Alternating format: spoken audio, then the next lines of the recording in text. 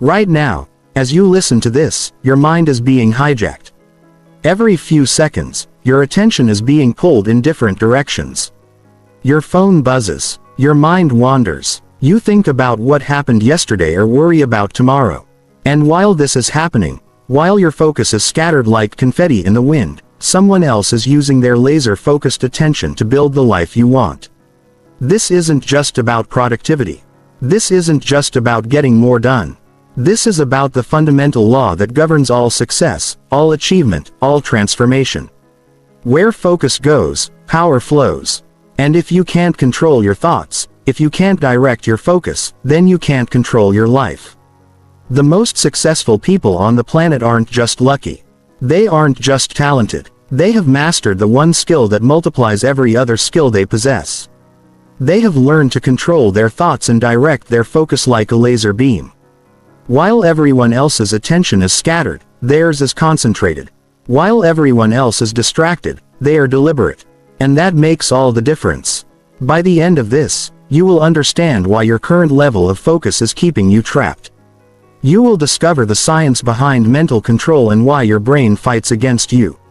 Most importantly, you will have a complete system for taking back control of your mind and directing your focus toward what matters most. This is not theory. This is the blueprint for mental mastery. Chapter 1. The Focus Crisis That's Destroying Your Potential. Let me tell you something that will shock you. The average person checks their phone 96 times per day. That's once every 10 minutes during waking hours. But it gets worse. Every time you get distracted, it takes an average of 23 minutes to fully refocus on what you were doing. Do the math. If you're getting distracted every few minutes, you're never actually focused at all.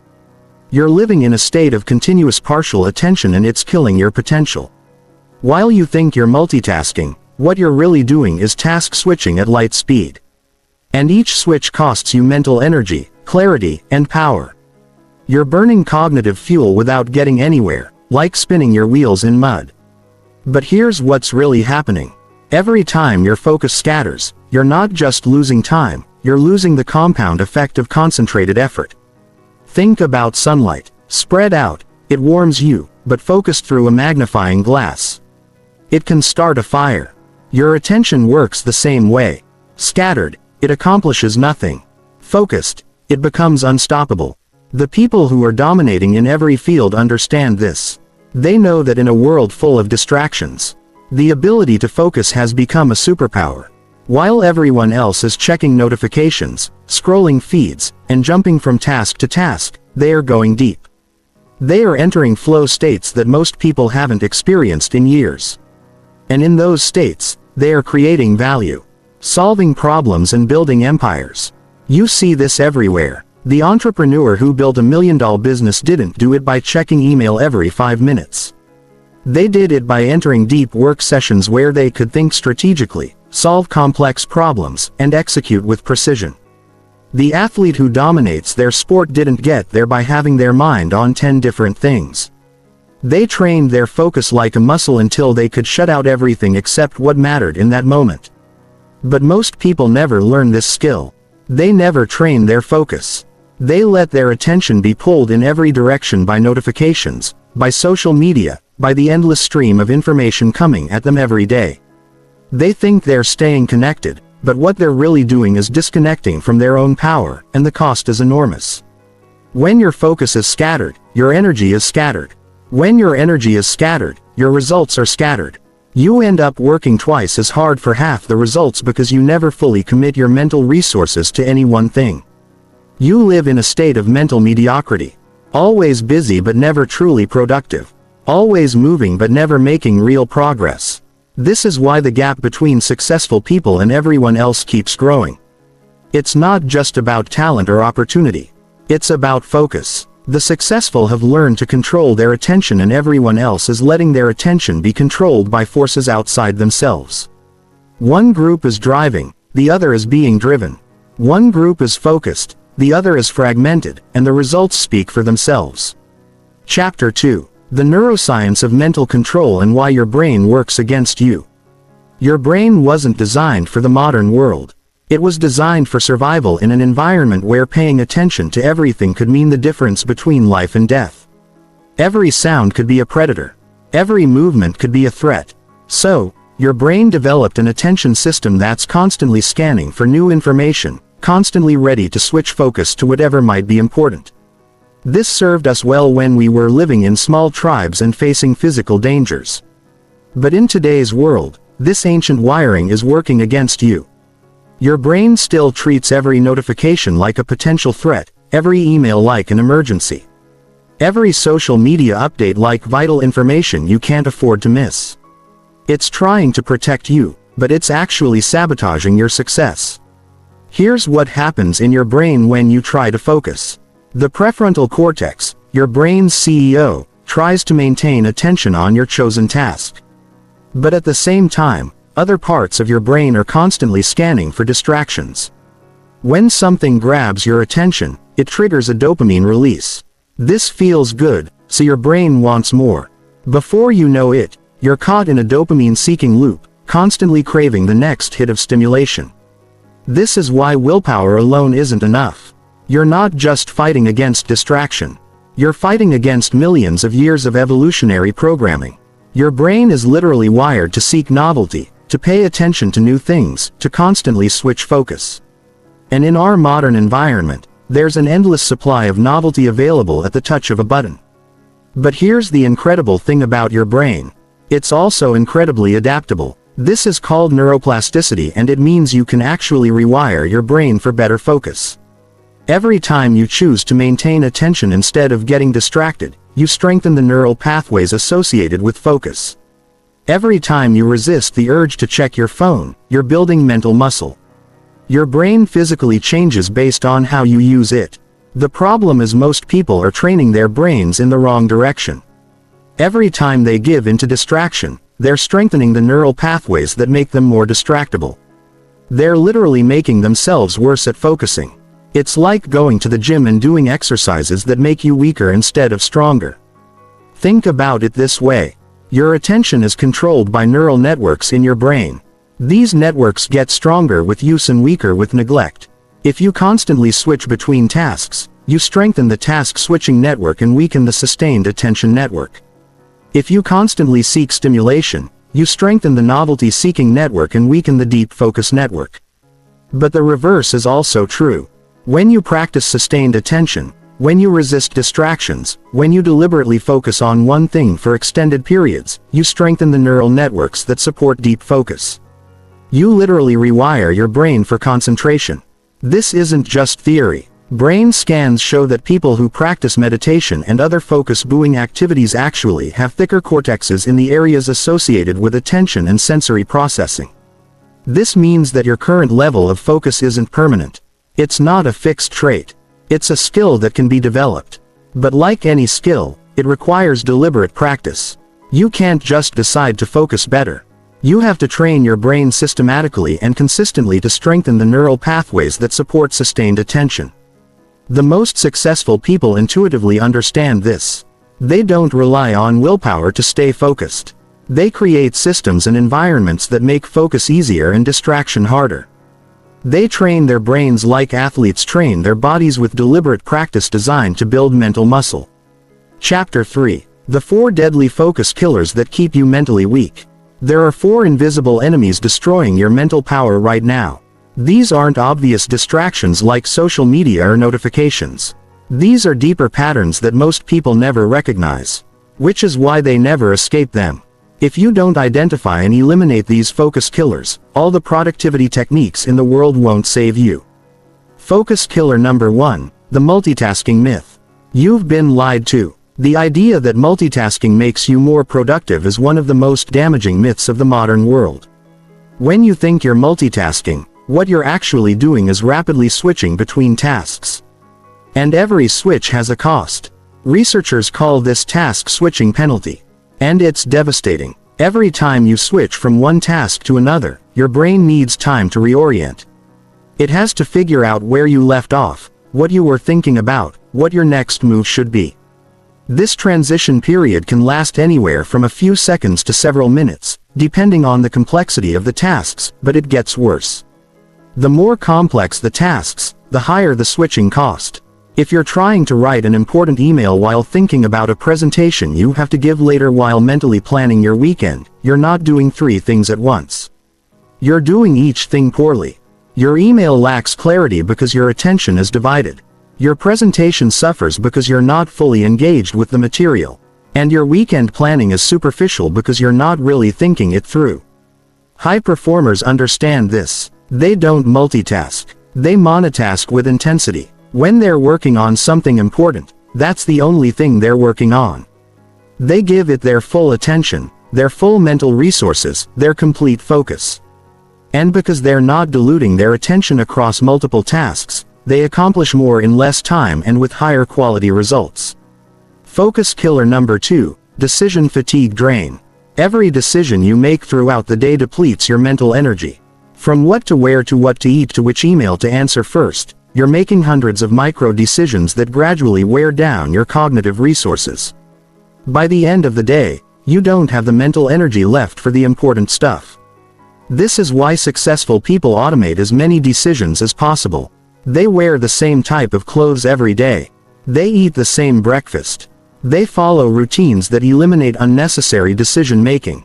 They understand that mental energy is finite and they want to conserve it for the decisions that actually matter. But most people do the opposite. They waste their mental energy on trivial decisions throughout the day, then wonder why they can't focus when it matters. They spend 10 minutes deciding what to have for lunch, then can't concentrate on important work in the afternoon. They debate whether to check their email now or later, burning mental fuel on decisions that shouldn't require any thought at all. The solution is ruthless prioritization of your mental energy. Identify the decisions that actually matter. The ones that move you toward your goals and preserve your cognitive resources for those. Everything else should be automated, eliminated, or delegated. Focus killer number 3, the always-on addiction. Your phone isn't just a communication device. It's a slot machine designed to capture and monetize your attention. Every notification is engineered to trigger a dopamine response.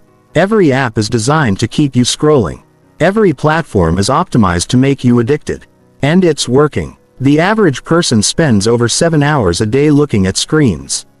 That's more time than they spend sleeping. More time than they spend with their family. More time than they spend on any single activity except work. And even at work, they're often distracted by screens. This isn't just a productivity problem. It's literally rewiring your brain for distraction. Every time you check your phone, you're training your brain to seek immediate gratification instead of tolerating delayed rewards. You're conditioning yourself to crave constant stimulation instead of being comfortable with sustained attention. The most focused people treat their devices like tools, not entertainment. They use technology to enhance their capabilities, not to escape from reality. They have specific times when they check messages and social media instead of being constantly available. They understand that being always on makes them always off when it comes to deep work. Focus killer number 4, mental clutter chaos. Your environment shapes your thinking. If your physical space is cluttered, your mental space becomes cluttered. If your digital life is disorganized, your thoughts become disorganized. Chaos in your surroundings creates chaos in your mind. Most people underestimate how much their environment affects their ability to focus. They try to do important work in spaces filled with distractions. They keep their phones on their desk while trying to concentrate. They work in noisy environments and wonder why they can't think clearly. They have dozens of browser tabs open and question why they feel mentally scattered. Your environment should support your focus, not fight against it. Every object in your workspace should have a purpose. Every tool should be deliberately chosen. Every distraction should be eliminated. The most productive people design their environments like laboratories for concentration. Everything supports the work. Nothing detracts from it. This extends to your digital environment too. Your computer desktop should be clean. Your browser should have only the tabs you need. Your phone should be in another room or at least face down. When you're doing important work, you need to take control of your environment before you can take control of your mind. These 4 focus killers work together to create a perfect storm of distraction. The multitasking fragments your attention. The decision fatigue depletes your mental energy. The always-on addiction rewires your brain for instant gratification. And the mental clutter makes it impossible to think clearly. Together, they ensure that you never reach your full potential. But once you identify them, once you understand how they're sabotaging your success, you can begin to eliminate them. And when you do, you'll discover a level of mental power you forgot you had. Chapter 4. The Focus Power System for Complete Mental Domination. Now that you understand what's working against you, it's time to build the system that will give you complete control over your thoughts and attention. This isn't just another productivity technique. This is a comprehensive framework for mental domination that will transform how you think, work, and live. The Focus Power System is built on 4 pillars: attention architecture, cognitive control, flow state engineering, and power channeling. Master these 4 elements, and you'll be able to direct your mental resources with surgical precision toward whatever matters most. Let's break down each pillar. Pillar 1. Attention architecture. This is about designing your environment and your systems to support sustained focus instead of fragmenting it.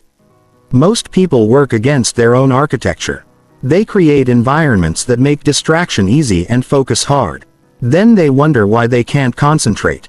Attention architecture starts with understanding that your environment is an extension of your mind. If your environment is chaotic, your thinking becomes chaotic. If your environment is designed for focus, your thinking becomes focused. This means you need to engineer every aspect of your surroundings to support deep work. Your physical space should be optimized for the type of thinking you need to do. If you're doing creative work, you might need inspiring visuals and natural light. If you're doing analytical work, you might need a clean, minimal space that eliminates visual distractions. If you're doing communication-heavy work, you might need multiple monitors and easy access to your communication tools. But it goes deeper than just your physical space. Your temporal architecture matters, too. This is about designing your schedule to protect your peak mental energy for your most important work. Most people do this backward. They waste their best hours on trivial tasks, then try to do important work when they're mentally drained. High performers do the opposite. They identify when their mental energy is highest, usually in the morning, and block out that time for their most important work. They batch similar tasks together to minimize task switching costs. They create buffer zones around their deep work sessions to ease into and out of focus states. Your digital architecture is equally important.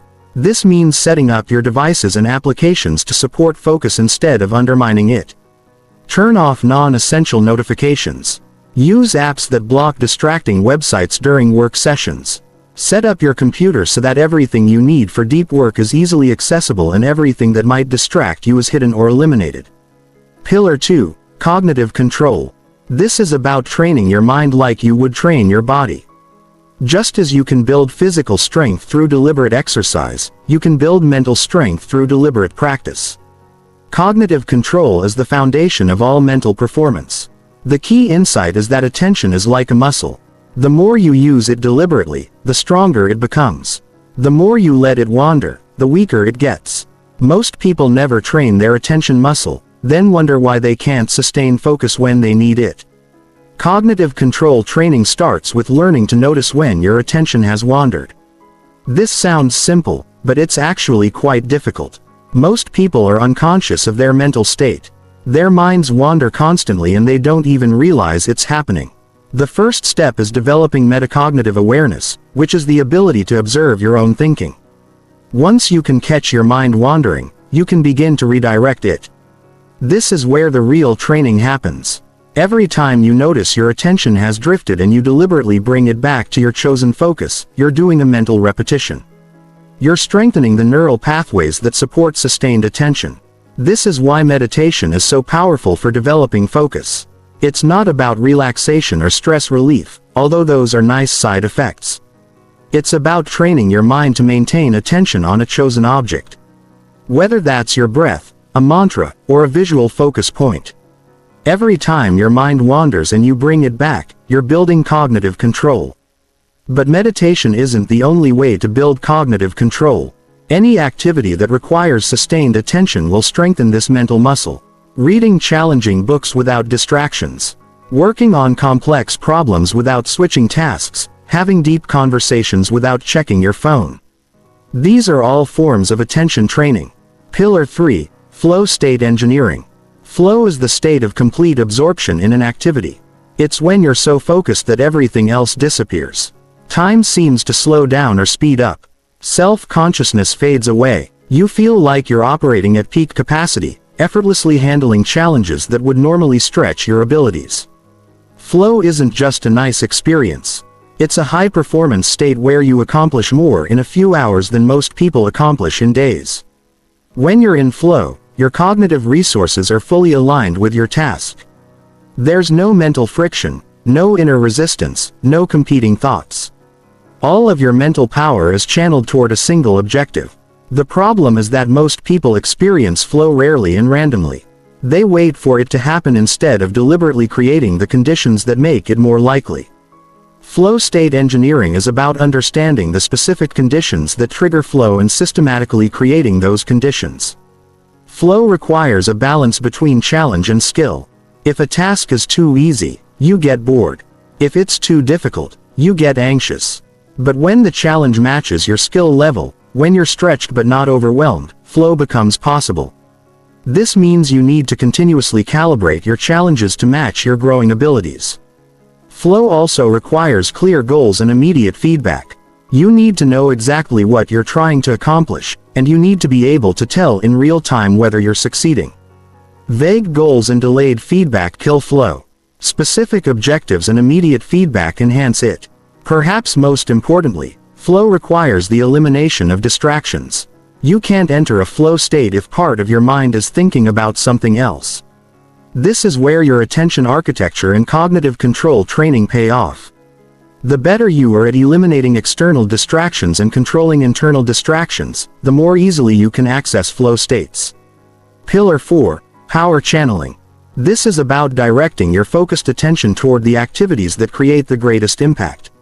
You can have perfect focus, but if you're focused on the wrong things, you won't get the results you want. Power channeling ensures that your mental resources are invested in activities that generate maximum return. Power channeling starts with ruthless prioritization.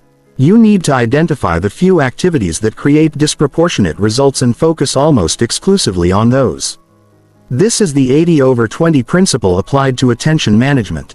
20% of your activities probably generate 80% of your results. The key is identifying the 20% and protecting it with laser focus. Most people do the opposite. They give equal attention to everything on their to-do list. They spend as much mental energy on trivial tasks as they do on game-changing work. They let urgent but unimportant activities steal attention from important but non-urgent priorities. This is why they stay busy but never seem to make real progress. Power channeling also involves understanding the different types of thinking required for different types of work. Creative work requires divergent thinking where you generate many possible solutions. Analytical work requires convergent thinking where you evaluate and refine solutions.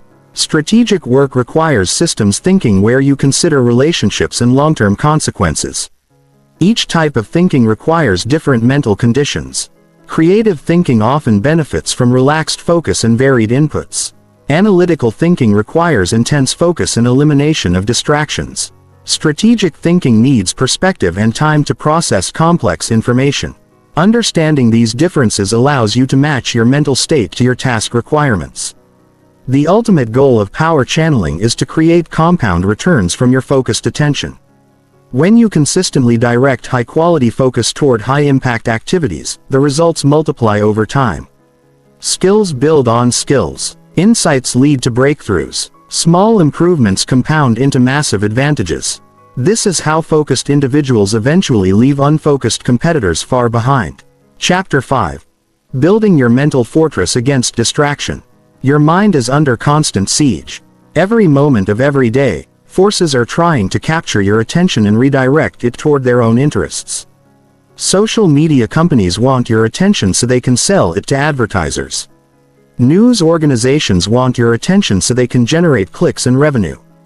Entertainment companies want your attention so they can keep you consuming their content. In this war for your attention, you need more than just good intentions. You need a fortress. You need systematic defenses that protect your mental resources and ensure they're invested in your priorities instead of other people's agendas. Building this mental fortress is not optional if you want to succeed at the highest level. The foundation of your mental fortress is environmental design. This means creating physical and digital spaces that make focus easier and distraction harder. Most people do the opposite. They keep their phones next to their bed, then wonder why they can't sleep well. They work in open offices filled with interruptions, then complain about being unproductive. They leave social media notifications on, then act surprised when they can't concentrate. Your environment should be working for you, not against you. This starts with your physical workspace. It should be clean, organized, and free from unnecessary visual stimulation. Everything in your workspace should serve a specific purpose related to your important work. If it doesn't help you focus, it shouldn't be there. Your desk should contain only what you need for your current task. Extra papers, unrelated books, personal items that trigger memories or emotions should be stored elsewhere. Your workspace is not a place for decoration or personal expression. It's a tool designed for one purpose, helping you think clearly and work effectively. Lighting matters more than most people realize. Natural light is ideal, but if that's not available, you want bright, consistent illumination that doesn't create shadows or glare. Poor lighting forces your brain to work harder to process visual information, which reduces the mental energy available for your actual work. Temperature control is equally important. If you're too hot or too cold, part of your mental processing is devoted to dealing with physical discomfort instead of focusing on your task. The ideal temperature for cognitive performance is usually between 68 and 72 degrees Fahrenheit, but the key is finding what works best for you and maintaining consistency. Sound environment requires careful attention. Some people work best in complete silence. Others need consistent background noise to mask intermittent distractions. The worst sound environment is one with irregular, unpredictable noises that repeatedly grab your attention. If you can't control the sounds around you, high-quality noise-canceling headphones are a worthwhile investment. Your digital fortress is even more critical than your physical one.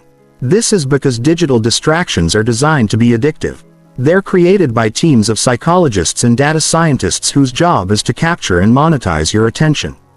You're not fighting against accidental distractions. You're fighting against sophisticated systems designed to hijack your mind. The first line of defense is notification management. Turn off every notification that isn't absolutely essential. This includes email notifications, social media alerts, news updates, and app notifications. These interruptions don't just steal the few seconds it takes to read them. They break your concentration and force you to use mental energy to refocus on your original task. Set specific times for checking messages and social media instead of being constantly available. Most successful people check email 2 or 3 times per day, not every few minutes. They have designated periods for social media consumption, not continuous scrolling throughout the day. They treat their attention like a valuable resource that needs to be protected and invested wisely. Website and application blocking software can be powerful tools for maintaining focus during your designated deep work periods. Block access to websites and applications that might tempt you away from your important work. This removes the willpower component from staying focused. Instead of constantly fighting the urge to check social media, you simply make it impossible. Phone management is crucial. Your smartphone is probably the most potent distraction device ever created. It needs to be treated with extreme caution. During focused work sessions, your phone should be in another room, turned off, or at minimum face down in silent mode. The mere presence of a smartphone, even when it's not being used, can reduce cognitive performance, create technology-free zones and times. Your bedroom should be a place for rest, not screens. Your dining area should be for eating and conversation, not scrolling. You should have at least 1 hour each day, preferably in the morning. That's completely free from digital input. This gives your brain time to process information and generate insights without constant external stimulation. Physical barriers can be surprisingly effective. If you need to walk to another room to check social media, you're less likely to do it impulsively. If your phone is in a drawer instead of on your desk, it's less likely to capture your attention. Small physical obstacles can provide just enough friction to break automatic habits and give you space to make conscious choices about how to use your attention. The second layer of your mental fortress is cognitive training. Even with a perfectly designed environment, your mind will still generate its own distractions. Internal thoughts, worries, ideas, and emotions will arise and try to pull your attention away from your chosen focus. You need mental techniques for handling these internal distractions. Mindfulness meditation is one of the most effective methods for building this type of cognitive control. When you meditate, you practice noticing when your mind has wandered and gently redirecting it to your chosen focus point. This is exactly the skill you need for maintaining concentration during important work. Start with just 5 minutes per day of focused attention meditation. Sit comfortably. Choose a focus point like your breath or a simple phrase and maintain attention on that point. When your mind wanders, notice that it has wandered without judging yourself and redirect your attention back to your focus point. This is mental exercise, and like physical exercise, it gets easier with consistent practice. Thought labeling is another powerful technique for managing internal distractions. When a distracting thought arises during focused work, instead of following the thought or fighting against it, simply label it and return to your task. If you start worrying about a conversation you had earlier, just think worrying and return to your work. If you start planning what to have for dinner, think planning and return to your work. This technique works because it acknowledges the thought without feeding it energy. When you try to suppress thoughts, they often become stronger. When you follow every thought that arises, you lose focus. But when you simply observe and label thoughts, they tend to fade naturally, leaving you free to maintain attention on what's important. The third layer of your mental fortress is energy management. Focus isn't just about attention control. It's also about having the mental energy necessary to sustain concentration over extended periods. If you're physically tired, mentally drained, or emotionally depleted, even the best focus techniques won't help you. Sleep is the foundation of mental performance. When you're sleep deprived, your prefrontal cortex, the part of your brain responsible for executive functions like attention control, operates at reduced capacity. You become more impulsive, more distractible, and less able to maintain sustained focus. Most adults need 7 to 9 hours of quality sleep per night for optimal cognitive performance. Nutrition affects your ability to concentrate more than most people realize. Your brain consumes about 20% of your daily calories and it's sensitive to fluctuations in blood sugar levels. Eating consistent balanced meals helps maintain steady mental energy throughout the day. Avoiding sugar crashes and caffeine spikes helps maintain consistent focus capacity. Physical exercise, particularly cardiovascular exercise, enhances cognitive performance. Exercise increases blood flow to the brain, promotes the growth of new neural connections, and improves your brain's ability to focus and resist distractions.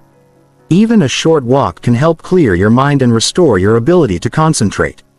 Stress management is critical for maintaining focus. When you're stressed, your brain releases hormones that impair cognitive function and make you more reactive to distractions.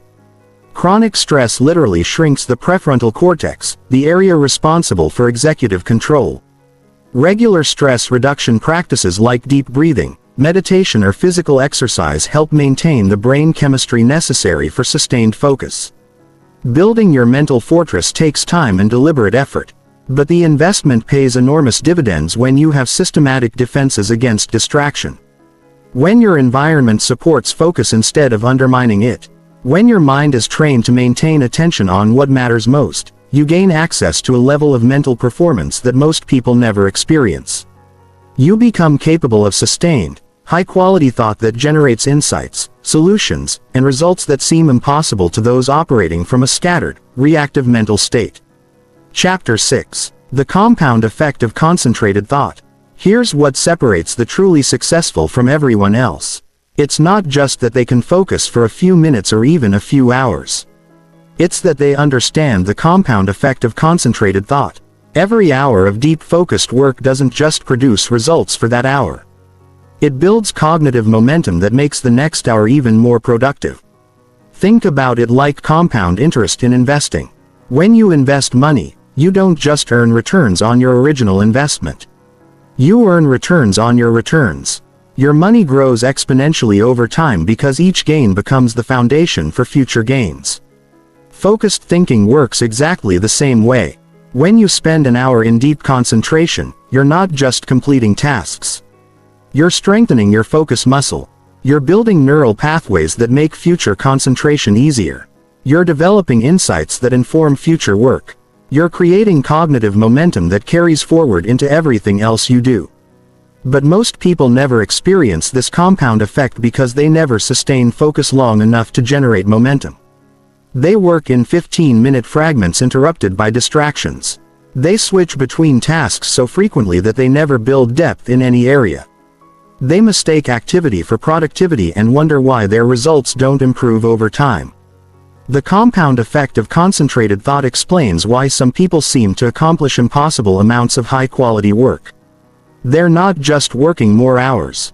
They're accessing multiplier effects that come from sustained mental engagement. Each day of focused work makes them capable of even higher levels of performance the next day. Consider what happens when you spend 3 uninterrupted hours working on a complex problem.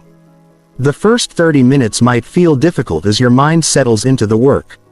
The second 30 minutes become easier as you gain momentum. By the second hour, you're operating at a higher cognitive level than when you started. By the third hour, you're making connections and generating insights that wouldn't have been possible in scattered 15-minute sessions. This deep engagement doesn't just solve the immediate problem. It trains your brain to handle complexity. It builds your capacity for sustained thinking. It develops pattern recognition that helps you solve future problems faster. The cognitive gains compound over time, making you progressively more capable of handling difficult challenges. Successful entrepreneurs understand this intuitively. They don't just work on their businesses in spare moments between other activities.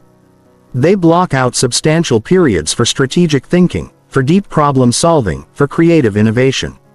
They know that breakthrough ideas and game-changing strategies don't emerge from fragmented attention. They come from sustained focused engagement with important challenges. The same principle applies to skill development. When you practice something with complete focus for extended periods, you don't just improve at that specific skill, you improve your ability to learn.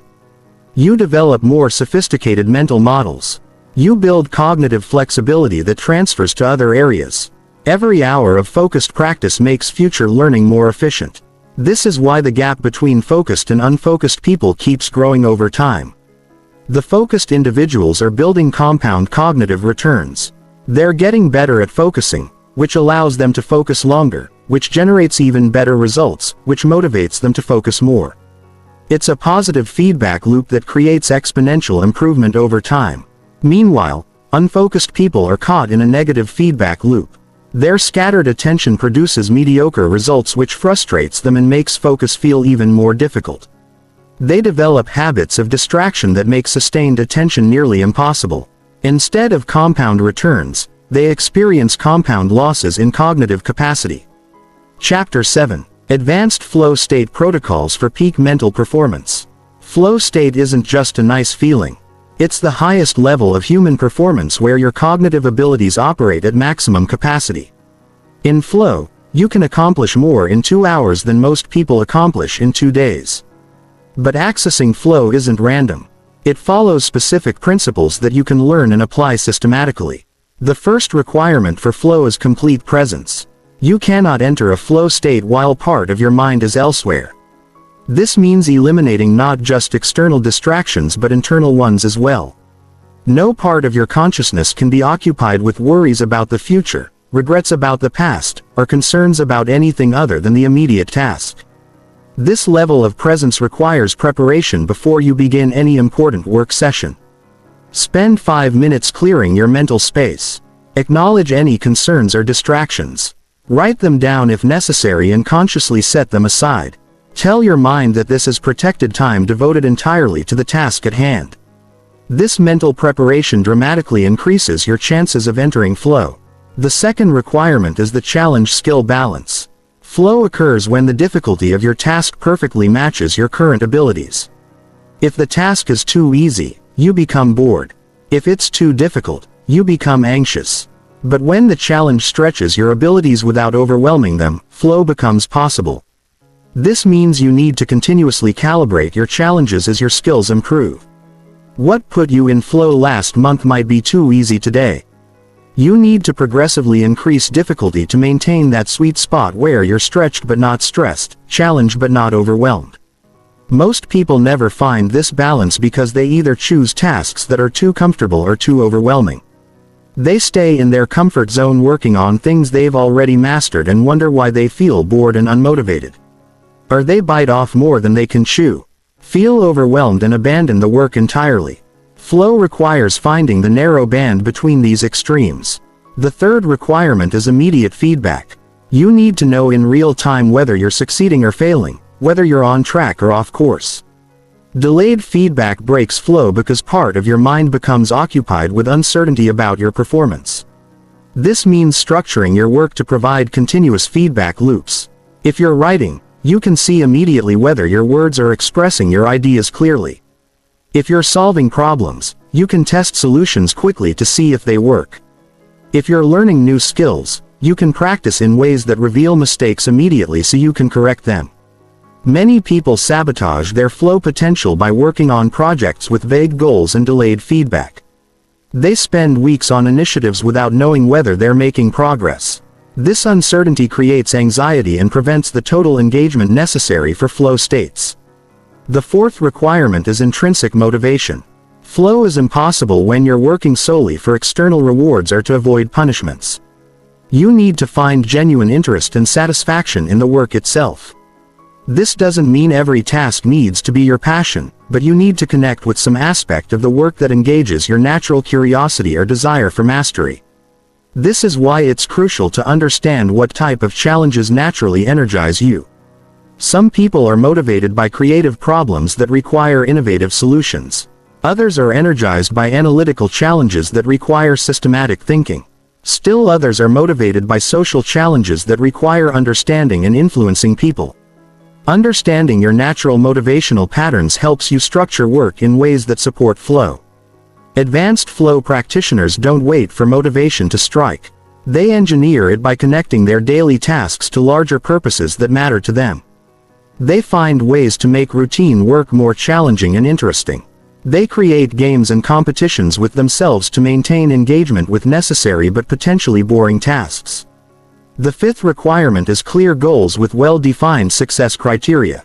Vague objectives kill flow because part of your mind remains uncertain about what you're trying to accomplish. You need crystal clear clarity about what success looks like for any given work session. This means breaking large projects into specific measurable outcomes for each work session. Instead of work on presentation, your goal should be complete the introduction section with 3 key points and supporting data. Instead of improve marketing, it should be analyze last quarter's campaign performance and identify 2 optimization opportunities. Clear goals eliminate internal uncertainty and allow all of your mental resources to focus on execution. When you know exactly what you're trying to accomplish, your mind can fully engage with how to accomplish it. Advanced flow engineering involves creating ritual and routine that consistently produce the mental conditions necessary for peak performance. This might include specific music that signals to your brain that it's time for deep work. It might include physical warm-up exercises that prepare your mind for concentration. It might include breathing techniques that shift your nervous system into an optimal state for sustained focus. The most productive people don't rely on inspiration or mood to access flow states. They have systematic approaches that reliably produce the psychological conditions where flow becomes possible. They treat flow as a skill that can be developed rather than a random occurrence that sometimes happens by accident. Chapter 8. Focus specialization for different types of mental work. Not all mental work requires the same type of focus. Creative work demands a different cognitive approach than analytical work. Strategic thinking requires different mental conditions than tactical execution. Most people use the same unfocused approach for all types of thinking and wonder why they're not more effective. Understanding the different modes of mental work and matching your focus style to your task requirements can dramatically improve both the quality and efficiency of your thinking. This is about becoming a specialist in cognitive performance. Using the right mental tool for each type of challenge: creative focus, divergent thinking, and open awareness. Creative work requires generating new ideas, making novel connections, and exploring possibilities that don't yet exist. This type of thinking benefits from a more relaxed, open style of attention that allows your mind to make unexpected connections between seemingly unrelated concepts. Creative focus is less about intense concentration and more about sustained gentle attention that allows ideas to emerge naturally. It's like the difference between a laser beam and ambient light. Analytical work benefits from laser-like focus, but creative work often benefits from softer, broader awareness that can notice subtle patterns and possibilities. The environment for creative focus should support exploration and experimentation. Some visual stimulation can be helpful for creative work, unlike analytical work where it might be distracting. Natural settings, inspiring artwork, or varied textures can provide input for creative thinking. Music, particularly instrumental music, can enhance creative flow for many people. Creative focus sessions should be longer and less structured than analytical sessions. You need time for ideas to percolate and develop. Rushing creative work often produces superficial results. The best creative insights often emerge after extended periods of gentle engagement with a challenge. When your subconscious has time to process information and generate novel solutions, physical movement can enhance creative thinking. Many breakthrough ideas occur during walks when the rhythm of walking and the change of scenery stimulate different patterns of neural activity. Some of history's greatest thinkers, from Charles Darwin to Steve Jobs, were famous for their walking meetings and thinking walks. Analytical focus, convergent thinking, and precision. Attention. Analytical work requires evaluating information, identifying patterns, solving problems with clear parameters, and making logical deductions. This type of thinking benefits from intense, precise focus that can examine details without being distracted by irrelevant information. Analytical focus is about convergent thinking, where you narrow your attention to specific elements and examine them with surgical precision. This requires a clean environment with minimal distractions, consistent lighting that doesn't strain your eyes, and tools that support systematic analysis. For analytical work, complete silence or consistent background noise is usually ideal. Intermittent sounds that grab your attention can break the concentrated thought necessary for detailed analysis. Your workspace should be organized so that everything you need is easily accessible without breaking your concentration. Analytical focus sessions can be shorter but more intense than creative sessions.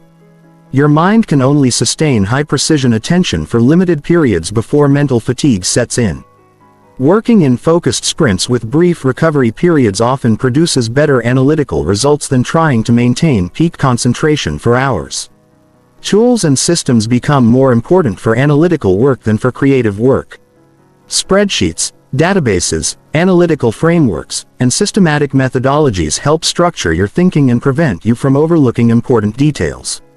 The goal is to augment your analytical capabilities with external tools that extend your cognitive capacity, strategic focus, systems thinking, and pattern recognition. Strategic thinking requires understanding complex relationships, anticipating consequences, and making decisions with incomplete information. This type of thinking benefits from a broad perspective that can see patterns across different domains and time horizons. Strategic focus is about connecting the dots between seemingly separate pieces of information. It requires stepping back from immediate details to see larger patterns and trends.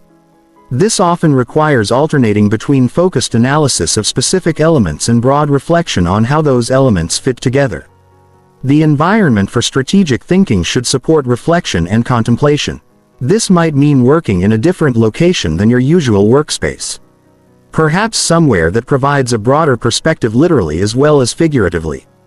Many strategic thinkers find that elevated locations or rooms with expansive views help stimulate systems-level thinking.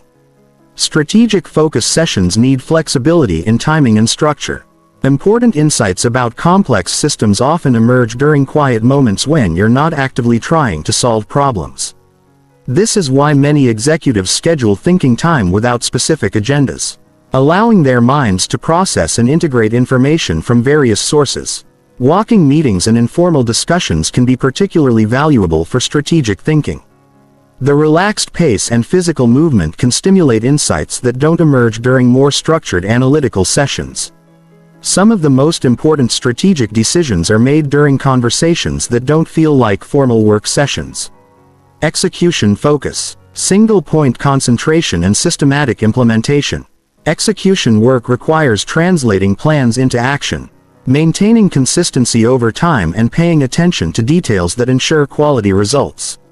This type of thinking benefits from disciplined systematic focus that can maintain quality standards while working efficiently. Execution focus is about sustained attention to process rather than outcome. It's about maintaining quality and consistency even when the work becomes routine. This requires a different type of mental discipline than creative or strategic work. Where the thinking itself provides stimulation, the environment for execution work should minimize variability and support consistent performance. This means standardized tools, organized workflows, and minimal decisions about how to approach each task. The goal is to eliminate cognitive load from process decisions so all your mental energy can be devoted to quality execution. Execution focus benefits from rhythm and routine. Many people find that music with a consistent beat helps maintain steady productivity during execution work. Others prefer complete silence that allows them to hear their internal rhythm of work. The key is finding what supports sustained quality performance for you. Batch processing similar tasks can dramatically improve execution efficiency. Instead of switching between different types of work throughout the day, grouping similar activities reduces task switching costs and allows you to maintain execution focus for longer periods. This might mean dedicating specific days or times to particular types of execution work. Chapter 9. The Neuroplasticity Advantage and Long-Term Transformation. Your brain is not fixed. Every thought you think, every action you take, every focused decision you make is literally reshaping your neural architecture. This is neuroplasticity. And it's the key to understanding why some people can completely transform their mental capabilities while others remain stuck in the same patterns for years. Most people dramatically underestimate their capacity for cognitive change. They think that their attention span, their ability to focus, their mental discipline are fixed traits that can't be significantly improved. This is completely false. Your brain is constantly rewiring itself based on how you use it. And you can deliberately direct this rewiring process to enhance your mental performance. Every time you choose to maintain focus instead of giving in to distraction, you strengthen the neural pathways that support sustained attention. Every time you resist the urge to check your phone during important work, you build mental discipline. Every time you push through cognitive fatigue to maintain concentration, you expand your capacity for focused thinking. But the reverse is also true. Every time you give in to distraction, you strengthen the neural pathways that make you more distractible. Every time you let your mind wander during important tasks, you train your brain to be unfocused. Every time you choose immediate gratification over sustained effort, you make it harder to concentrate in the future. This means that your current level of focus is not your permanent level. It's simply the result of how you've been training your brain up to this point. If you've been training it for distraction, that's what you've gotten. But if you start training it for focus, that's what you'll develop. The choice is entirely yours. The science behind this is remarkable. Brain imaging studies show that people who engage in sustained attention practices actually develop thicker cortexes in the areas associated with focus and cognitive control. Meditation practitioners have larger prefrontal cortexes, the brain region responsible for executive functions like attention regulation and impulse control. But you don't need to meditate for hours to access these benefits. Even modest amounts of focused attention practice can produce measurable changes in brain structure. Studies show improvements in attention and cognitive control after just 8 weeks of brief daily meditation practice. The key is consistency over intensity. Practicing focused attention for 20 minutes every day produces better results than practicing for 3 hours once per week. This is because neuroplasticity responds to repetition over time, not to single intense sessions. Every day you practice, you're reinforcing the neural changes that support better focus. This has profound implications for how you approach mental development instead of waiting for motivation or inspiration to strike. You can systematically build the cognitive capabilities you want through deliberate practice. You can literally design your mental capabilities by choosing how to use your attention day after day. The compound effect of neuroplasticity explains why some people seem to have unlimited mental energy and focus while others struggle with basic concentration. The high performers have been unknowingly training their brains for peak performance through years of focused work habits. The low performers have been unknowingly training their brains for distraction through years of scattered attention patterns. But here's the encouraging news. Neuroplasticity continues throughout your entire life. Your brain retains the ability to rewire itself regardless of your age or your current level of focus. It's never too late to start building better cognitive capabilities. The brain you have today is not the brain you have to keep tomorrow. The most dramatic changes occur in the first few months of consistent practice. Many people report significant improvements in their ability to concentrate within just a few weeks of implementing focused attention practices. This is because the brain prioritizes changes that are repeated consistently. When you practice focus every day, your brain treats this as important and allocates resources to supporting these capabilities. Advanced practitioners report that focused attention becomes progressively easier over time. What once required significant willpower eventually becomes natural and automatic. They reach a point where sustained concentration feels effortless, where deep work becomes their default mode rather than something they have to force themselves to do. This transformation extends beyond just work performance. People who develop strong focus capabilities report improvements in their relationships, their emotional regulation, their decision-making, and their overall life satisfaction. This is because attention control is a fundamental mental skill that influences every other aspect of cognitive performance. The long-term vision for your mental development should be complete cognitive autonomy. This means having full control over where you direct your mental resources when you enter peak performance states and how you respond to distractions and challenges. Instead of being reactive to environmental stimuli, you become proactive in directing your mental energy toward what matters most. This level of mental mastery doesn't happen overnight, but it is achievable for anyone willing to invest in systematic cognitive training.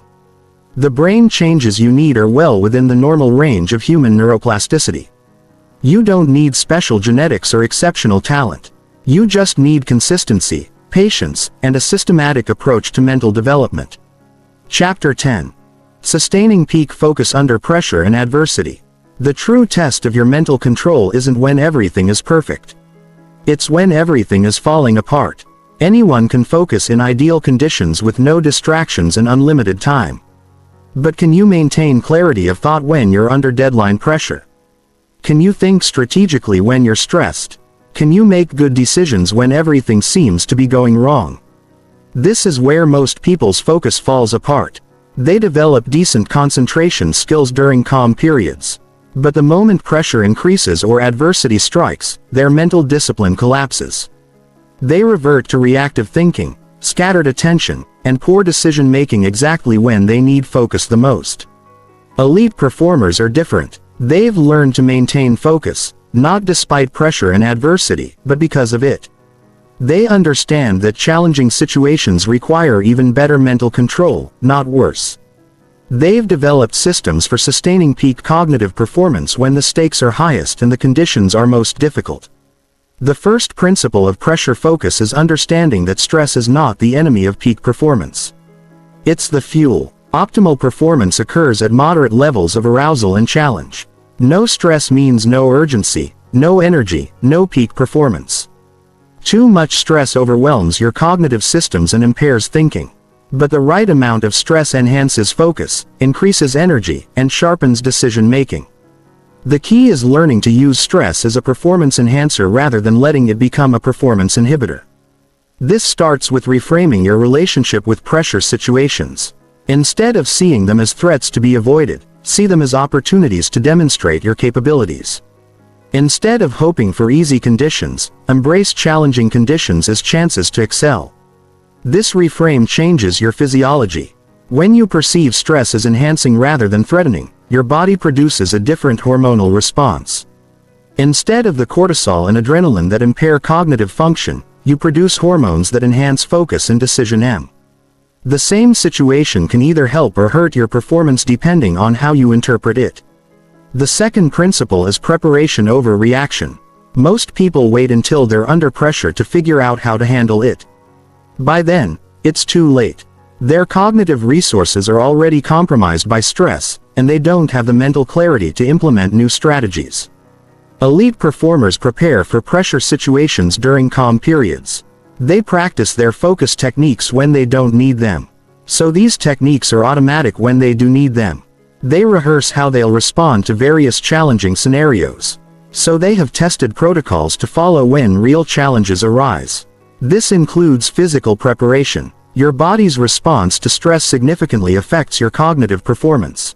If you're physically tense, breathing shallowly, or experiencing stress symptoms, your brain doesn't receive optimal oxygen and glucose supplies. Simple breathing techniques, progressive muscle relaxation, and posture adjustments can maintain the physical conditions necessary for clear thinking under pressure. Mental rehearsal is equally important. Visualization isn't just for athletes. It's for anyone who wants to perform well under pressure. Spend time mentally rehearsing how you'll respond to challenging situations. See yourself maintaining focus despite distractions. Imagine yourself making good decisions despite time pressure. Feel yourself remaining calm and clear despite adversity. This mental practice creates neural pathways that support peak performance under stress. When you encounter similar situations in reality, your brain has practiced patterns to follow. Instead of panicking or reverting to poor habits, you automatically access the behaviors you've rehearsed. The third principle is process focus over outcome focus. When you're under pressure, it's natural to become fixated on results, consequences, and what might go wrong. This outcome focus actually impairs performance because it diverts attention from the task at hand to worry about future consequences. Elite performers maintain process focus even under extreme pressure. They concentrate on executing the next right action rather than worrying about final results. They focus on what they can control in the present moment rather than outcomes they can't directly control. This shift in focus has immediate performance benefits. When your attention is fully engaged with current tasks, you perform those tasks better. When you're worried about outcomes, you perform current tasks worse. The irony is that focusing on process rather than outcomes actually produces better outcomes. Process focus also provides emotional regulation benefits. It's difficult to be anxious about the future when you're completely absorbed in present moment tasks. It's hard to be overwhelmed by the magnitude of challenges when you're focused on the next specific action you need to take. The fourth principle is energy management under stress. Pressure situations are cognitively expensive. They require more mental energy than normal conditions. If you don't manage your energy carefully, you'll burn out before you complete important tasks. This means being even more protective of your cognitive resources during high-pressure periods. Eliminate non-essential decisions. Delegate everything that doesn't require your specific expertise. Say no to additional commitments that don't directly support your priority objectives. It also means being more systematic about recovery and renewal. High-pressure periods require more recovery time, not less. Many people make the mistake of cutting out rest and renewal activities when they're under pressure, thinking they need to devote every minute to work. This backfires because depleted cognitive resources produce poor quality work that often needs to be redone. Short recovery periods throughout high-pressure days can maintain cognitive performance much better than trying to power through without breaks. Even 5-minute periods of deep breathing, brief walks or mental reset activities can restore mental energy and maintain focus quality. The fifth principle is maintaining long-term perspective during short-term challenges. Pressure situations can create tunnel vision where immediate problems seem much larger and more significant than they actually are. This distorted perspective often leads to poor decisions and unnecessary stress. Maintaining perspective means regularly stepping back from immediate challenges to consider how they fit into larger contexts. Will this crisis matter in 5 years? Are there opportunities hidden within current difficulties? What can you learn from this challenging period that will make you stronger in the future? This broader perspective doesn't minimize real challenges or suggest that everything will work out automatically, but it prevents you from making decisions based on temporary emotional states or distorted thinking caused by stress. It helps you respond to challenges strategically rather than just reactively. Chapter 11. the integration protocol for seamless focus mastery. You now understand the principles of mental control. But understanding and implementation are two completely different things. Most people learn powerful focus techniques and then fail to integrate them into their daily lives. They know what to do but don't do it consistently. They have the knowledge but lack the systematic approach to turn that knowledge into automatic behavior. This is where most focus training fails. People treat concentration techniques like interesting information rather than skills that require systematic development. They read about focus, think about focus, but never actually build focus into their operating system. The integration protocol changes this by providing a systematic method for embedding focus mastery into every aspect of your life. The first phase of integration is habit stacking. This means attaching new focus practices to existing behaviors that are already automatic. Instead of trying to remember to practice focus techniques at random times throughout the day, you link them to activities you already do without thinking. For example, every time you sit down at your computer, you spend 30 seconds doing a focus preparation ritual. Every time you check your email, you first take 3 conscious breaths to center your attention. Every time you start a new task, you spend 10 seconds clarifying your objective and removing potential distractions from your workspace. These micro practices seem insignificant individually, but they compound over time to create a foundation of consistent focus habits. You're not trying to change everything at once. You're gradually weaving focus practices into your existing routine until they become as automatic as brushing your teeth. The second phase is environmental automation. This means designing your spaces and systems so that focused behavior becomes the path of least resistance. Most people fight against their environment every time they want to concentrate. They have to overcome distractions, find the right tools, and create focus conditions from scratch every time they want to do important work. Integration means reversing this dynamic. Your environment should automatically support focus and require effort to become distracted. This means default settings on all your devices that minimize notifications and distractions. It means workspaces that are pre-organized for concentration. It means tools and resources that are immediately available when you need to focus and inconvenient to access when you want to procrastinate. Think of this as engineering your environment to make your future self more likely to succeed. When focus requires minimal effort and distraction requires significant effort, you naturally gravitate toward better choices. You're not relying on willpower or motivation. You're using intelligent design to guide your behavior toward what you actually want to accomplish. The third phase is cognitive integration, which means developing metacognitive awareness of your mental state throughout the day. This is the ability to monitor your own thinking, to notice when your focus is sharp or scattered, and to make real-time adjustments to optimize your cognitive performance. Most people are unconscious of their mental state. They don't notice when their attention starts to wander until they've been distracted for minutes or even hours.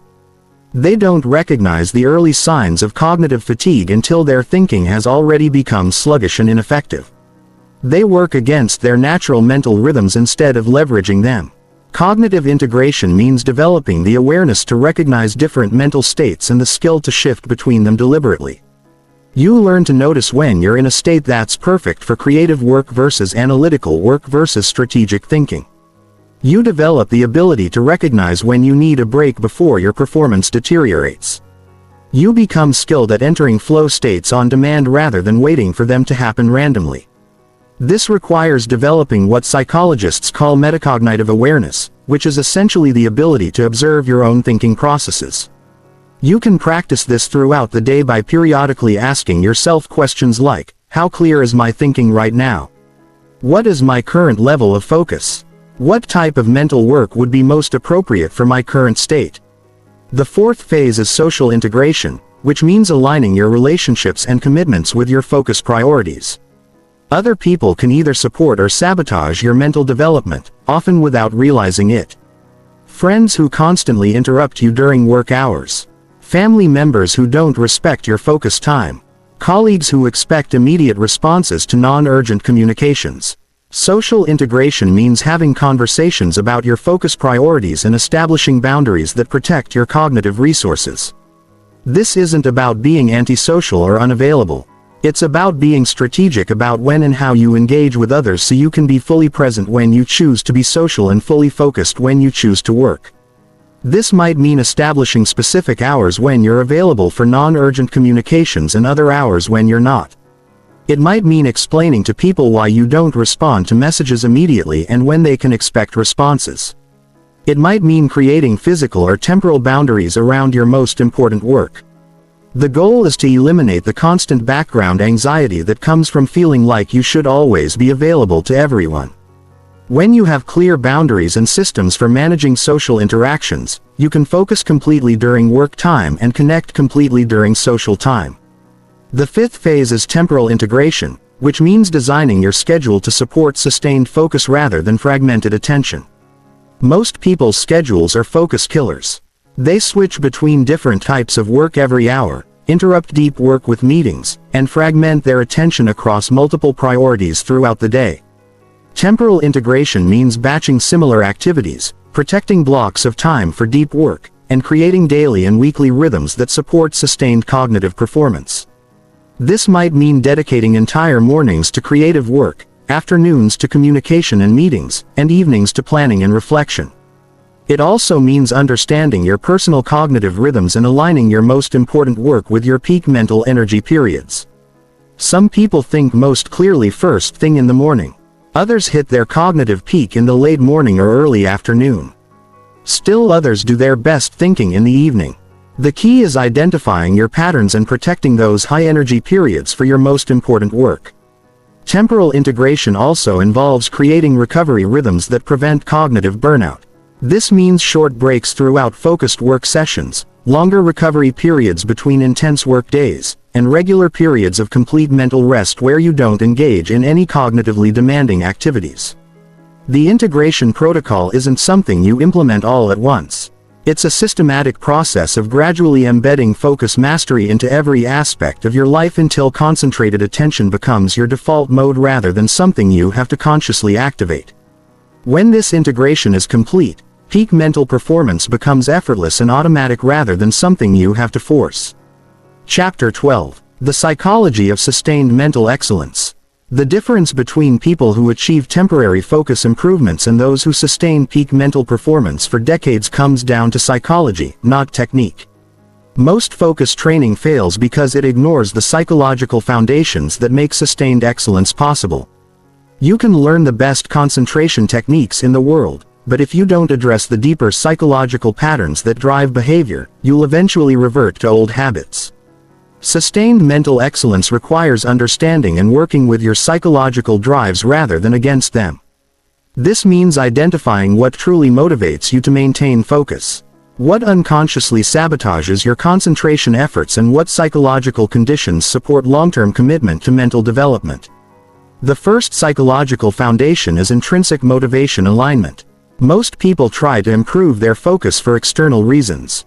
They want to be more productive so their boss will be impressed. They want to accomplish more so they'll feel successful compared to others. They want to develop concentration skills because they think they should, not because they genuinely want to. External motivation works temporarily, but it doesn't sustain long-term behavior change. When the external pressure is removed, the behavior disappears. When the novelty wears off, the motivation fades. When immediate results aren't visible, the effort stops.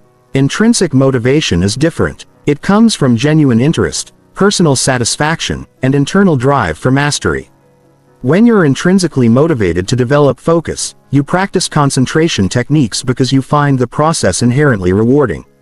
You value mental clarity for its own sake, not just for the results it produces. This means connecting your focus development to deeper values and interests. If you value creativity, focus on how concentration enhances your creative capabilities. If you value contribution, focus on how mental clarity allows you to help others more effectively. If you value learning, focus on how sustained attention accelerates skill development. The psychological research is clear. Intrinsically motivated behavior is more persistent, more resilient to obstacles, and more likely to continue even when external rewards are removed. People who develop lasting focus skills are those who find genuine satisfaction in the process of mental training itself. The second psychological foundation is identity integration. Most people see focus techniques as something they do rather than something they are. They practice concentration exercises but don't see themselves as focused people. They use productivity systems but don't identify as highly productive individuals. This identity gap creates internal resistance to sustained change. Part of their self-concept is fighting against the new behaviors they're trying to develop. They're trying to act like a focused person while still thinking of themselves as someone who struggles with concentration. This internal conflict eventually wins and they revert to behaviors that match their self-image. Identity integration means gradually shifting your self-concept to align with the mental capabilities you want to develop. Instead of saying I'm trying to get better at focusing, you start thinking I am someone who values and maintains mental clarity. Instead of I'm working on my concentration, you think I am a person who has developed strong cognitive control. This isn't positive thinking or self-deception. It's a deliberate process of updating your self-concept based on evidence from your changing behavior. Every time you choose focus over distraction, you're providing evidence that you are becoming a more focused person. Every time you maintain attention despite obstacles, you're proving to yourself that you have mental discipline. The identity shift happens gradually through consistent action. But it accelerates when you consciously acknowledge and integrate these new capabilities into your self-concept. You start to see yourself differently. And this new identity naturally supports behaviors that are consistent with who you now believe yourself to be. The third psychological foundation is cognitive flexibility about setbacks and obstacles. Most people have an all-or-nothing mentality about focus development. They expect linear progress and get discouraged when they have bad days or periods of scattered attention. They interpret temporary setbacks as evidence that they're not cut out for sustained focus and they abandon their development efforts. This perfectionist mindset is psychologically devastating for long-term progress. Real focused development involves fluctuations, setbacks, and periods of apparent stagnation. Your brain is rewiring itself, and this process isn't always smooth or predictable. Some days your concentration will be excellent, others will be challenging, and many will be somewhere in between. Psychological resilience means expecting this variability and not interpreting temporary difficulties as permanent failures. It means understanding that setbacks are part of the development process, not evidence that the process isn't working. It means maintaining long-term perspective even during short-term challenges. This also means developing metacognitive awareness about your psychological patterns. Most people have predictable triggers that cause their focus to deteriorate. Certain types of stress, particular emotional states, specific environmental conditions, or relationship conflicts that consistently undermine their concentration efforts. Instead of being surprised by these patterns every time they occur, you can learn to anticipate and prepare for them. You can develop specific strategies for maintaining focus during your most challenging psychological states. You can create support systems that help you navigate difficult periods without abandoning your mental development goals. The fourth psychological foundation is sustainable challenge calibration. Many people approach focused development with unsustainable intensity. They try to transform their concentration abilities overnight through extreme measures. They commit to meditation practices that require hours per day, work schedules that eliminate all breaks, or focus regimens that are so demanding they can't maintain them for more than a few weeks. This approach almost always backfires. Extreme measures create psychological resistance and eventual burnout. When you can't sustain the intensity you've committed to, you feel like a failure and often abandon the entire focus development process. Sustainable challenge means finding the level of effort that stretches your capabilities without overwhelming your psychological resources.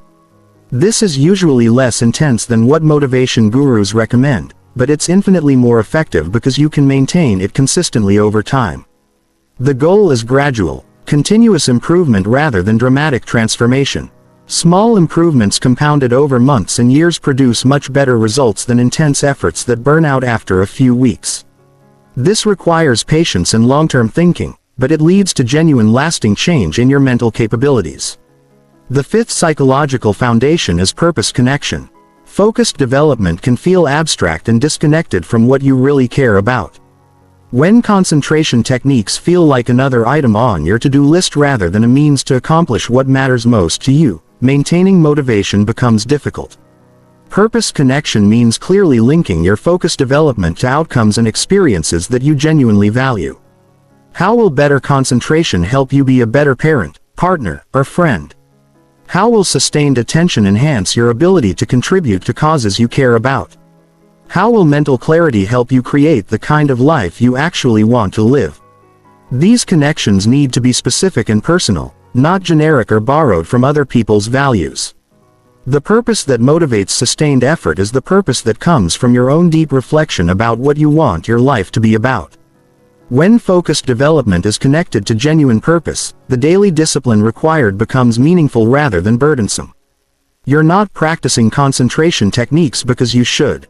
You're developing mental skills because they serve something you deeply care about.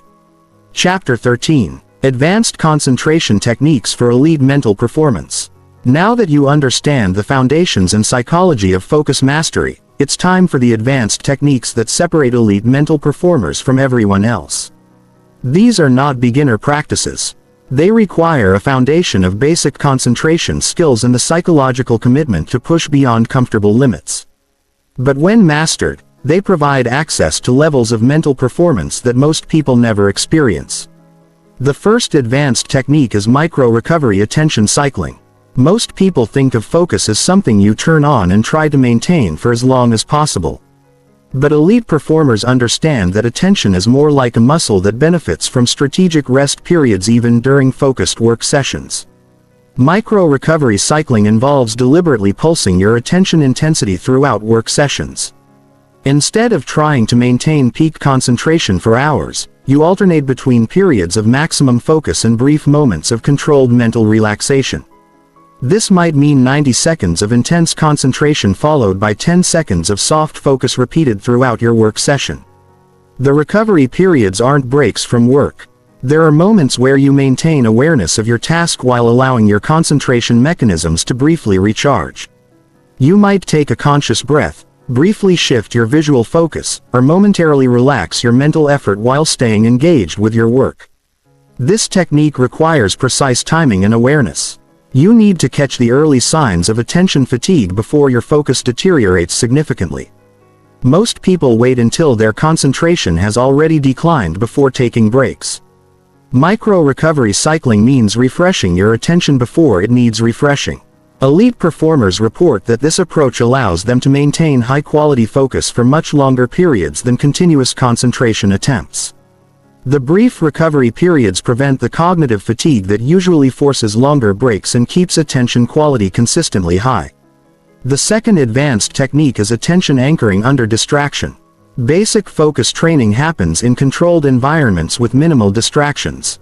Advanced focus training deliberately introduces distractions to build concentration skills that work in real-world conditions. Attention anchoring means developing the ability to maintain focus on your chosen object of attention while distractions are actively trying to pull your attention elsewhere. This isn't about eliminating distractions. It's about maintaining concentration despite their presence. You can practice this by gradually introducing controlled distractions during focus sessions. Start with subtle background sounds and work up to more challenging interruptions. Practice maintaining attention on your work while people are talking nearby, while notifications are going off, while multiple things are competing for your attention. The goal isn't to ignore distractions completely. It's to maintain primary attention on your chosen focus while having peripheral awareness of distracting stimuli without being hijacked by them. You acknowledge the distractions without allowing them to fragment your concentration. This skill is essential for real-world performance. Most of your important work won't happen in perfect conditions with no interruptions. Advanced concentration means being able to maintain focus quality even when external conditions are challenging. Elite performers often report that their ability to concentrate actually improves in moderately distracting environments because the challenge stimulates higher levels of attention. They've trained their focus skills to be resilient and adaptive rather than dependent on perfect conditions. The third advanced technique is cognitive load optimization. This involves understanding how different mental tasks consume cognitive resources and strategically managing your mental energy to maximize overall performance. Different types of thinking require different amounts of mental energy.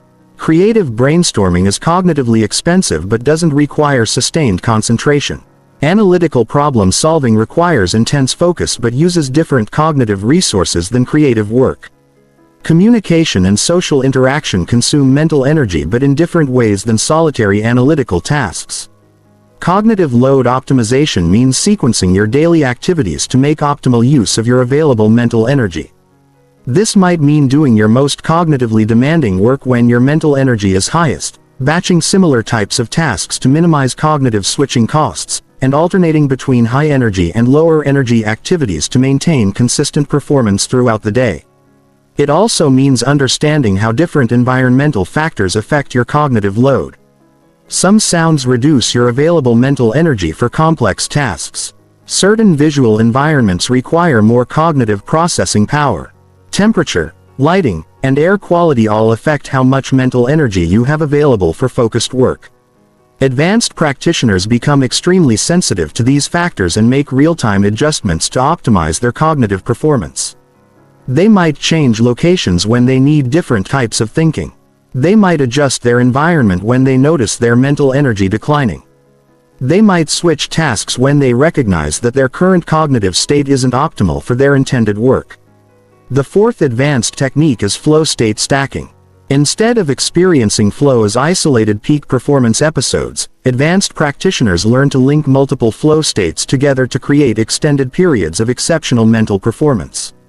Flow state stacking requires understanding the conditions that help you exit flow gracefully and re-enter it quickly. Most people crash when they come out of flow states. They lose momentum and have difficulty accessing peak performance again. This happens because they don't manage the transition between flow and non-flow states strategically. Stacking involves creating buffer periods between flow sessions where you maintain elevated attention without the full intensity of flow. During these transition periods, you might do less demanding tasks that keep your mind engaged while allowing your peak performance systems to rest briefly. You also learn to prepare for re-entry into flow states by creating consistent rituals and environmental conditions that reliably trigger flow. This might include specific music, particular physical positions, certain breathing patterns, or mental preparation routines that signal to your brain that it's time to enter peak performance mode. Advanced practitioners report being able to maintain elevated performance for entire days by stacking multiple flow sessions with strategic transition periods. This allows them to accomplish extraordinary amounts of high-quality work while maintaining the sense of effortless engagement that characterizes flow states. The fifth advanced technique is attention granularity control. This involves developing the ability to adjust the scope and intensity of your attention with precision based on task requirements. Some work requires broad, diffuse attention that can notice patterns across wide fields of information. Other tasks require narrow, intense focus on specific details. Most people have one default attention style and try to use it for all types of work, which reduces their effectiveness on tasks that require different attention approaches. Attention granularity control means developing multiple attention styles and the ability to switch between them deliberately. You learn when to use broad scanning attention, when to use narrow analytical focus, when to use creative divergent attention, and when to use systematic sequential attention. This also includes developing the ability to adjust attention intensity based on task difficulty and importance. Routine tasks might require only moderate attention while complex problem solving might require maximum concentration. Learning to calibrate your attention investment to match task requirements prevents both underperformance and unnecessary mental fatigue. Advanced practitioners describe this as having multiple attention settings that they can access on demand. They might use broad relaxed attention for initial brainstorming, then switch to narrow intense focus for detailed analysis, then shift to systematic scanning attention for quality checking their work. The sixth advanced technique is metacognitive performance monitoring. This involves developing real-time awareness of your cognitive performance and the ability to make immediate adjustments to optimize your mental effectiveness. Most people are unconscious of their cognitive performance until it has already declined significantly. They don't notice when their thinking becomes less clear, their focus starts to waver, or their decision becomes impaired. By the time they recognize these changes, they've already spent significant time working at reduced capacity. Metacognitive monitoring means developing the ability to track your cognitive performance continuously and recognize the early signs of declining effectiveness. You learn to notice when your attention starts to fragment, when your thinking becomes less precise, when your mental energy begins to decline. This awareness allows you to make proactive adjustments before your performance deteriorates. You might take a brief recovery break when you notice early signs of fatigue. You might change your working environment when you recognize that your current conditions aren't supporting optimal thinking. You might switch to different types of tasks when you notice that your current cognitive state isn't well suited for your intended work. Advanced practitioners develop the ability to maintain peak performance for extended periods by making continuous micro-adjustments based on real-time performance feedback. They become extremely sensitive to their cognitive state and skilled at maintaining optimal conditions for sustained mental excellence. Chapter 14. Maintaining peak focus in a world designed for distraction. The modern world is not neutral about your attention. It is actively, systematically, and ruthlessly engineered to fragment your focus and monetize your distraction. Every app on your phone, every website you visit, every digital platform you engage with has been designed by teams of behavioral scientists whose job is to capture and hold your attention for as long as possible. This isn't conspiracy theory. This is business model reality. The most profitable companies in the world make money by selling your attention to advertisers. The longer they can keep you scrolling, clicking, and engaging, the more money they make. Their success depends on your failure to maintain focus on what actually matters to you. Understanding this dynamic is crucial for maintaining peak focus in the modern environment. You're not fighting against accidental distractions. You're defending against sophisticated psychological warfare designed to undermine your cognitive autonomy. The companies that want your attention have unlimited resources, advanced technology, and detailed data about what captures your specific psychological triggers.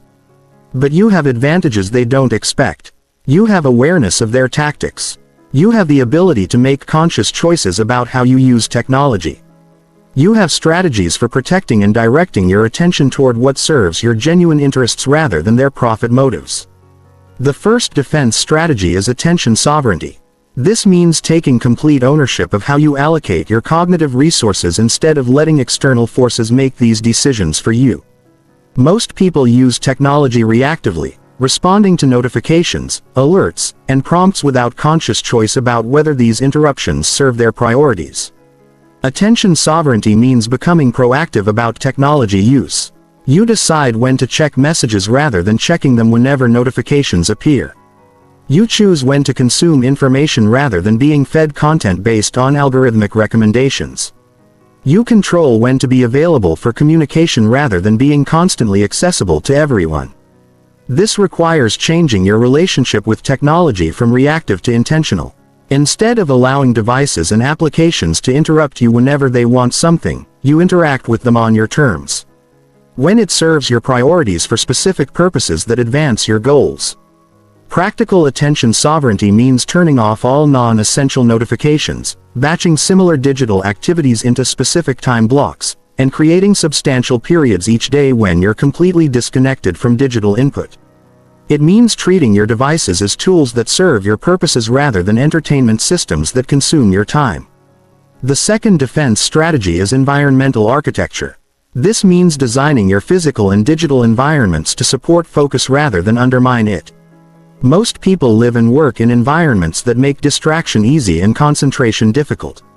Then wonder why they struggle to maintain attention. Environmental architecture starts with creating designated spaces for focused work that are completely free from distracting stimuli. This might mean a specific room, desk, or even just a particular chair that you use only for important work. When you're in this space, your brain learns to associate the environment with focused attention. Your digital environment requires equally careful design. This means organizing your computer desktop to eliminate visual distractions, using applications that block distracting websites during work sessions, and setting up your devices so that everything you need for productive work is easily accessible. While everything that might distract you requires extra effort to reach, the goal is making focused work the path of least resistance while making distraction more difficult and less rewarding. When your environment automatically supports concentration, You don't have to rely on willpower to stay focused. Good choices become easy choices. The third defense strategy is cognitive immunization. This involves building mental resistance to the psychological techniques that distraction technologies use to capture your attention. When you understand how these techniques work, you become less susceptible to their influence. Most distraction technologies use variable reward schedules, social validation mechanisms, and fear of missing out triggers to keep you engaged. Understanding these psychological hooks allows you to recognize when they're being used on you and make conscious choices about whether to respond. Cognitive immunization also means developing metacognitive awareness during technology use. Before you pick up your phone or open a distracting website, pause and ask yourself what you're hoping to accomplish. Are you looking for specific information? Or are you just seeking stimulation? Are you using technology to solve a problem? Or are you using it to avoid important work? This brief moment of conscious reflection often reveals that your impulse to check devices or browse websites isn't serving any genuine purpose. It's just a habitual response to boredom, anxiety, or the desire for immediate gratification. When you recognize this pattern, you can choose to redirect your attention toward more meaningful activities. The fourth defense strategy is social boundary management. Other people can either support or sabotage your focus, often without realizing the impact they're having on your cognitive performance. Managing these social dynamics is crucial for maintaining peak attention in environments where other people have different priorities and different relationships with distraction. This means having explicit conversations with family members, colleagues, and friends about your focus, priorities, and the boundaries you need to maintain peak cognitive performance. It means explaining why you don't respond to non-urgent messages immediately and when people can expect responses from you. Social boundary management also involves modeling focused behavior for others instead of accommodating their distracted habits. When you consistently demonstrate that deep work and sustained attention are priorities, other people often adjust their expectations and behavior to support your focus rather than undermine it. The fifth defense strategy is purpose-driven technology use. This means connecting your technology habits to larger goals and values rather than using devices and applications for entertainment or distraction. When technology use is aligned with genuine purposes, it becomes a tool for achieving what matters to you rather than an obstacle to focus. Purpose-driven use involves regularly auditing your technology habits and eliminating applications, websites, and digital activities that don't serve your real priorities. It means being intentional about the information you consume, the people you follow on social platforms, and the digital tools you allow into your attention ecosystem. This doesn't mean eliminating all entertainment or social technology use. It means being conscious and intentional about these choices rather than using technology habitually or compulsively when digital activities are aligned with your values and goals.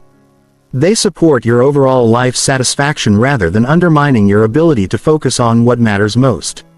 The sixth defense strategy is attention training consistency.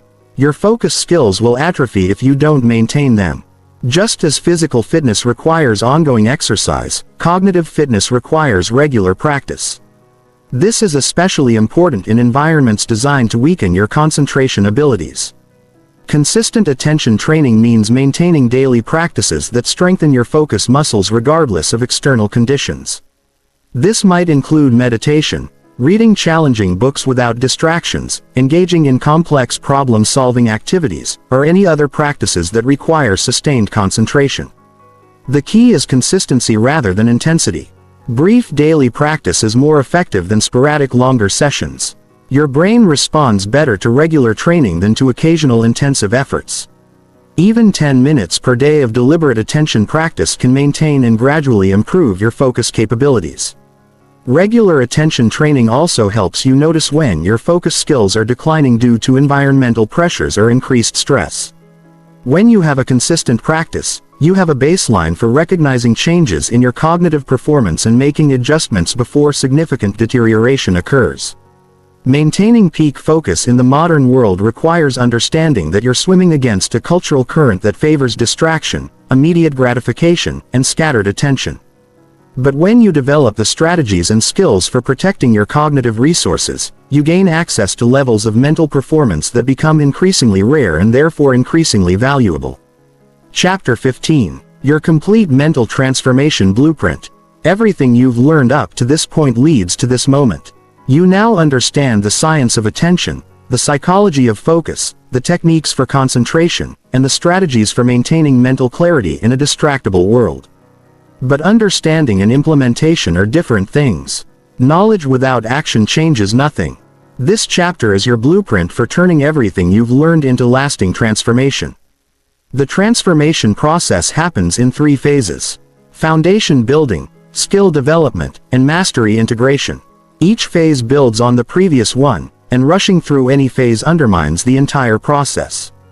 This isn't about quick fixes or overnight changes. This is about systematic, permanent upgrade of your mental capabilities. Phase 1 is foundation building, and it lasts approximately 60 days. During this phase, your only job is establishing the basic habits and environmental conditions that make sustained focus possible. You're not trying to achieve peak performance yet. You're creating the conditions where peak performance can eventually emerge. Foundation building starts with sleep optimization. For the next 60 days, you commit to 7 to 9 hours of quality sleep per night. This isn't negotiable. Everything else depends on having the neurological foundation that only adequate sleep can provide. Poor sleep makes every other focus technique infinitely more difficult. Environmental design is equally fundamental. During phase 1, you eliminate the most obvious sources of distraction from your living and working spaces. Turn off non-essential notifications. Create at least one space in your home that's designed specifically for focused work. Remove visual clutter from your primary workspace. These changes seem simple, but they create the environmental foundation everything else builds upon. The third foundation building element is establishing a daily attention training practice. This doesn't need to be complicated or time-consuming. 5 to 10 minutes per day of focused attention meditation is sufficient. The goal isn't achieving perfect concentration. The goal is building the habit of daily cognitive training and developing basic awareness of your mental state. During phase 1, you also begin tracking your attention patterns without trying to change them dramatically. Notice when your focus is naturally strongest during the day. Observe what activities and environments support concentration versus those that fragment attention. Become aware of your cognitive rhythms without judging them or forcing immediate changes. The final foundation building element is gradual technology boundary implementation. Start with small changes like putting your phone in another room during meals or designated work periods. Begin batching email checking into specific times rather than responding continuously throughout the day. These aren't dramatic changes, but they begin establishing your authority over technology rather than letting technology control your attention.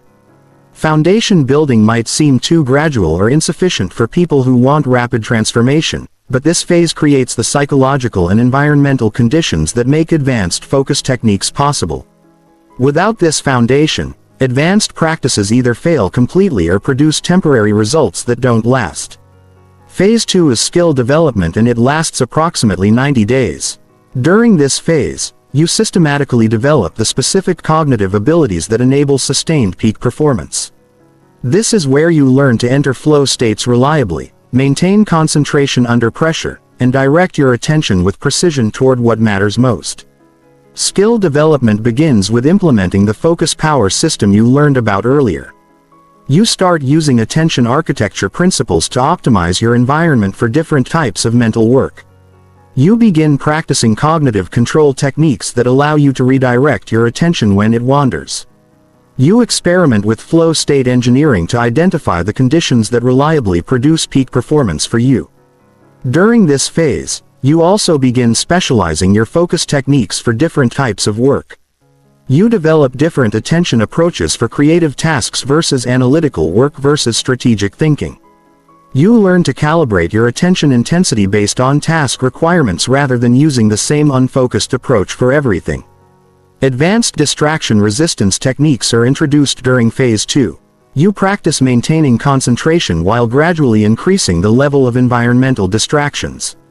You develop the ability to work effectively even when conditions aren't perfect. You build cognitive resilience that allows you to maintain focus quality despite obstacles and interruptions. Phase 2 also includes systematic stress-focus integration. You learn to maintain cognitive clarity during high-pressure situations rather than letting stress undermine your thinking. You practice using pressure as a performance enhancer rather than a performance inhibitor. You develop strategies for sustaining focus during adversity rather than only when everything is going well.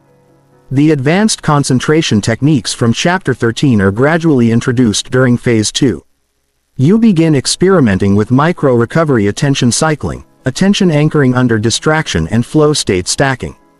These techniques require the foundation established in Phase 1 and shouldn't be attempted earlier in the process. Phase 3 is mastery integration, which is ongoing for the rest of your life. During this phase, focused attention becomes your default mode rather than something you have to consciously activate. Peak cognitive performance becomes automatic rather than something you have to force. Mental clarity becomes as natural as breathing. Mastery integration means that focus skills become integrated into your identity rather than remaining external techniques you sometimes use. You no longer think of yourself as someone who's trying to develop better concentration. You are someone who naturally maintains sustained attention on what matters most. During this phase, you begin teaching focus principles to others, which deepens your own understanding and commitment. You become a model of what sustained attention looks like in practice. Your consistent demonstration of focused behavior influences the people around you and creates environments that support rather than undermine concentration. Advanced practitioners in Phase 3 develop the ability to maintain peak cognitive performance regardless of external conditions. They can focus deeply in chaotic environments. They can think strategically under extreme pressure. They can access flow states in suboptimal conditions. They become antifragile in their cognitive capabilities, getting stronger rather than weaker when faced with challenging mental conditions. Mastery integration also involves continuous refinement of your focus skills based on changing life circumstances and evolving challenges. The specific techniques you use may change over time, but your commitment to mental clarity and your ability to direct attention with precision become permanent characteristics. The transformation blueprint isn't just about individual focus improvement. It's about becoming the kind of person who creates value through sustained high-quality thinking. When you can consistently direct your mental resources toward what matters most, you become capable of contributions that scattered, distracted people simply cannot make. This transformation changes everything. Your work quality improves dramatically because you can think more clearly and deeply about important problems. Your relationships improve because you can be fully present with people instead of being mentally scattered. Your learning accelerates because you can sustain attention on challenging material instead of giving up when things get difficult. Most importantly, you develop cognitive autonomy. Instead of having your attention controlled by external forces, you choose where to direct your mental energy. Instead of being reactive to distractions and interruptions, you become proactive about protecting and investing your cognitive resources. The choice is yours. You can continue operating with scattered, fragmented attention like most people, accomplishing less than your potential and feeling constantly overwhelmed by competing demands for your mental energy. Or you can commit to the systematic development of focus mastery and access levels of cognitive performance that most people never experience. Where focus goes, power flows. The question is, where will your focus go from here? Will you let it be controlled by forces outside yourself? Or will you take complete ownership of your most valuable resource and direct it toward creating the life and impact you actually want? The techniques exist. The science is proven. The blueprint is complete. All that remains is your decision to begin and your commitment to continue until focused attention becomes as natural and automatic as breathing. Your transformed mind is waiting. The only question is whether you'll do what's necessary to claim